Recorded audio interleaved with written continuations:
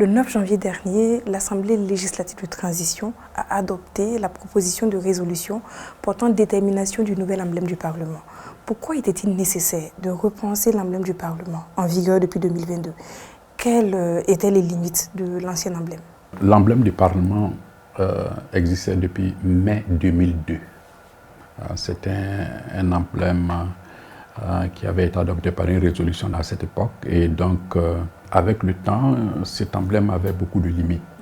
D'abord, dans un premier temps, il n'y avait pas de valeur de référence pour pouvoir permettre une déclinaison de l'emblème sur les documents administratifs et les supports de communication de l'Assemblée. En plus, il y avait un alliage contre nature. Dans cet emblème, vous avez à la fois du graphisme et de la photographie. Ensuite, par le temps, l'emblème s'est défraîchi.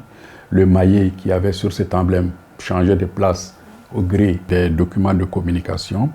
Donc, par la suite, en 2019, il y a eu la proposition d'un logotype qui était en train d'être utilisé en même temps que cet ancien de 2002. Donc, il s'est avéré à un moment de pouvoir assurer une certaine cohérence. Donc, il a fallu procéder à une lecture de cet emblème-là pour donner un logo type vraiment clair à l'Assemblée législative de transition.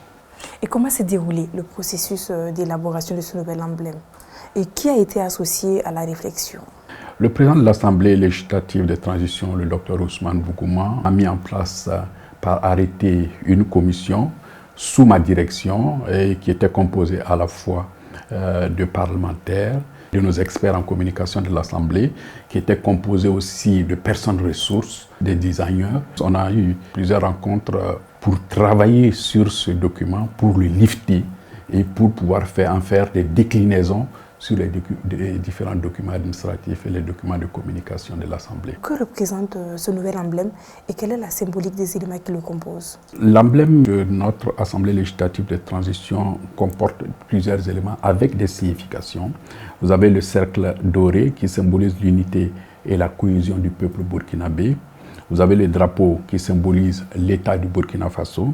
Vous avez l'Amazone burkinabé sur son étalon qui représente l'histoire, qui représente l'indépendance, qui représente la liberté et le riche héritage de la nation burkinabé, qui représente aussi la permanence des valeurs de dignité, du sens de l'honneur, de la bravoure et du culte du travail.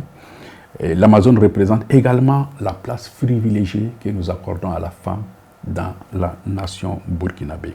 Le maillet qui se trouve dans ce logotype matérialise la souveraineté du peuple burkinabé et le pouvoir législatif. Les tiges du mil portant les épis illustrent la prospérité, la quête du développement dans le respect et la conservation de l'environnement. Au-delà du symbole, qu'est-ce que l'adoption de ce nouvel emblème change pour l'institution et pour son image auprès des citoyens? C'est un aspect très important d'avoir une distinction. Voilà. Ça permet d'abord d'exprimer l'image et les valeurs de l'institution. Ça permet de se différencier, de dire ce que nous ne sommes pas. Ça permet d'assurer une certaine cohérence visuelle de notre institution avec une déclinaison cohérente sur l'ensemble des documents administratifs et des documents de communication de notre Assemblée.